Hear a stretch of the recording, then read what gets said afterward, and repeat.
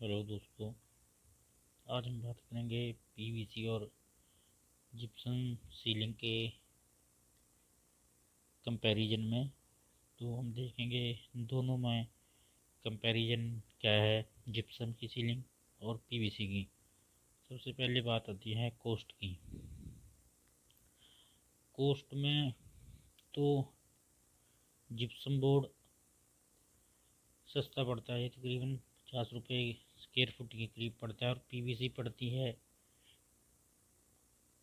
ये पीवीसी पड़ती है तकरीबन 70 रुपये के फीट में। पर दोस्तों, इसमें पेंट वर्क होता है, तो 10 रुपये खर्चा और जोड़ लें तो ये 60 के करीब होगी। अब दूसरी बात आती है टाइम। अगर हम अपने घर में काम करवा रहे हैं तो टाइम कितना लगेगा उसमें।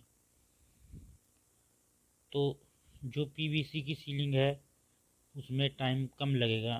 जिप्सम की जो सीलिंग है उसमें थोड़ा सा टाइम ज़्यादा लगता है। तो एक तो ये फ़र्क हो गया। और ड्यूरेबिलिटी, कौन सी सीलिंग की लाइफ ज़्यादा है, ड्यूरेबल कौन सी है। दोनों ही एक जैसी हैं, ड्यूरेबल हैं। अगर हम छत पे लगा रहे हैं उसमें कहीं नहीं खराब होती। पर पीवीसी है जो इसमें अगर ऊपर से छत वगैरह लीक कर गई तो पीवीसी की थोड़ा बहुत उसको सहन कर लेगी।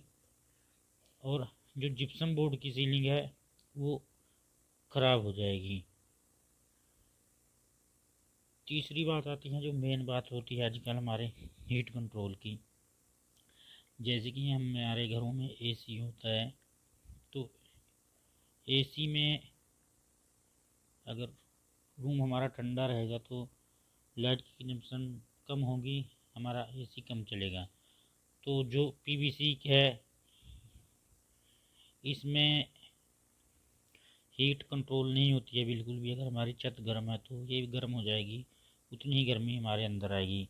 जो जिप्सम बोर्ड है वो इसमें सही रहता है। जिप्सम बोर्ड में क्या होता है कि जब मान लो ऊपर छत गर्म है और हमने नीचे जिप्सम बोर्ड की सीलिंग की, तो जिप्सम ठंडा होता है, इसका बोर्ड 12.5 mm के करीब होता है। इससे काफ़ी ज़्यादा हीट पर कंट्रोल हो जाता है।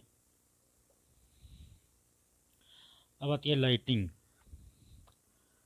जिप्सम बोर्ड की सीलिंग हमेशा वाइट कलर में होती है, तो इसमें लाइट ज़्यादा मतलब डार्क नहीं होता, कमरा अंधेरा नहीं पड़ता। और इसमें डार्क कलर लगवाएंगे तो इसमें होगा नहीं तो एक जैसी ही होगा। और हम जो एक्स्ट्रा लाइटिंग लगवाते हैं, जैसे कि हम डाउन लाइटर या कंसील्ड लाइट को लाइट करते हैं, वो कितना भी लगवा सकते हैं, उससे आप इस चीज़ को कंट्रोल कर सकते हो। अब आती है डिजाइन। तो दोनों में डिजाइन एक जैसे ही होते हैं, स्क्वायर में डिजाइन पड़ेंगे। तो स्क्वायर में डिजाइन पड़ेंगे। अगर हमें बहुत ज़्यादा डिजाइनिंग की ज़रूरत है तो हम इसको दोनों को छोड़ के पीओपी की जो सीलिंग होती है उसकी सीलिंग करवाएंगे। अब आती है पेंट की दोस्तों। इसमें पेंट की ज़रूरत नहीं होती है, पेंट वर्क कराने की ऑलरेडी फिनिश होती है। तो जो हमारी जिप्सम बोर्ड है इसको पेंट की ज़रूरत होती है। इस जो बोर्ड होता है वो रॉ होता है, फिर इसके ऊपर फिनिशिंग करवानी पड़ती है, फिलिंग करवा के उसके ऊपर पेंट होता है। तो अब आती है बात सूट। फोर सूट भी कहाँ के लिए सूट करता है, ये तो हम रूम के लिए भी कर सकते हैं, कमर्शियल जगह के भी लिए कर सकते हैं। दोनों एक जैसी होती हैं। कुछ सीलिंग होती हैं जो हमारे डोमेस्टिक रूम के लिए नहीं शूट करती, जैसे हमारी 2x2 की ग्रिड सीलिंग। उसके बारे में हम बाद में बात करेंगे, ग्रिड सीलिंग के बारे में किसी और वीडियो में। अब बात रही कि अगर हमारा घर नया है या पुराना है, हम उसको मॉडिफाई करवा रहे हैं तो कौन सी शूट करेगी। अगर हम घर हमारा पुराना है, 10-20 साल 30 साल पुराना है, उसमें हम रिपेयर वगैरह करवा के उसको अच्छा बनाना चाहते हैं तो ये सही रहेगी पीवीसी की सीलिंग।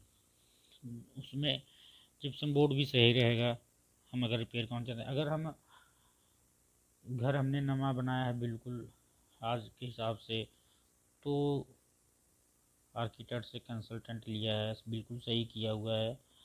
तो उसमें ये दोनों सीलिंग बहुत कम, इसके चांस तो बिल्कुल कम ही होते हैं कि उसमें पीवीसी की सीलिंग होगी या पीवीसी का वर्क होगा, बहुत कम होता है। या तो वुडन वर्क होता है या फिर सीलिंग होगी तो पीओपी की होगी। इसको थोड़ा बहुत हम अगर चाहें तो नए घर में भी करवा सकते हैं, पर नए घरों में आजकल पीओपी की सीलिंग होती है। तो जैसे हमने आपके सामने है, मैंने अलग अलग पैरामीटर पे इसको कंपैरिजन किया। जो रही बात है इसकी और इसकी, तो ये शूट करता है आपके सिटी में क्या रेट मटेरियल है और लेबर का क्या रेट है। कहीं लेबर ज़्यादा होती है कम होती है, तो ये कम ज़्यादा हो सकता है, बिल्कुल फिक्स नहीं है। डिजाइनिंग के हिसाब से अगर लेबर कॉस्ट बढ़ जाती है तो भी हम इसको कम ज़्यादा देख सकते हैं। तो ये दोनों सीलिंग में कंपैरिजन मत था। तो अगली बार हम जो ग्रिड सीलिंग होती है 2x2 की और जिप्सम बोर्ड होती है उसका कंपैरिजन करेंगे। धन्यवाद दोस्तों, चैनल को सब्सक्राइब